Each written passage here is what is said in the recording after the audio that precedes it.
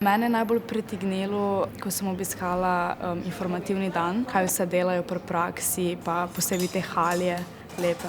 Meni je zelo pomagala tudi družina, da je imel dedek tudi veliko strojev za obdelavo kovin. V osnovni šoli sem bil odličen, ampak na gimnaziji bi se sem dobil neke te splošne, ne bi bil izobražen strokovno predmet. V bistvu je to, neka moja zdaj nova ljubezen, da ustvarjam z lesom. Sem se na koncu odločila za to šolo, ker je veliko več ustvarjalnosti, lahko si bolj sproščen, ni tistega pritiska, ki je v gimnaziji.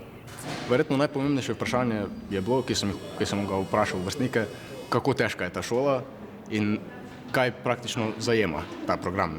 Na čem so poudarki, pa kakšne imaš možnosti po končanem šolanju. Za status športnika, to me je najbolj zanimalo, pa če so ocenjevanja, da si lahko datum daš, pa tako. Najbolj me je presenetilo to, da učne navade, ki sem jih imel odprej, se pravi, to praktično ni bilo učenje, sem jih mogel dosti izboljšati. Mene najbolj zanimalo, koliko je prakse, kaj bomo delali pri praksi, kako se bo ocenjevalo pri praksi.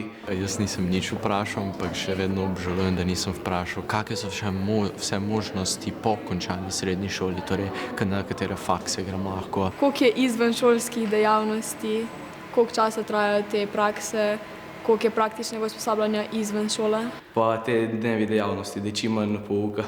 Žal mi je, da nisem šla na informativne dneve in vprašala več o teh izletih pa ekskurzijah.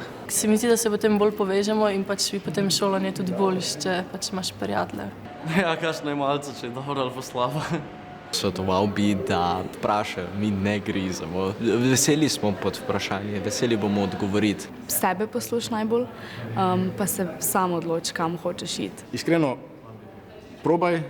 Pa če ne, še zmeraj se lahko prepišeš, še zmeraj obstaja druga možnost in ja mislim, da boš našel pravo izbiro.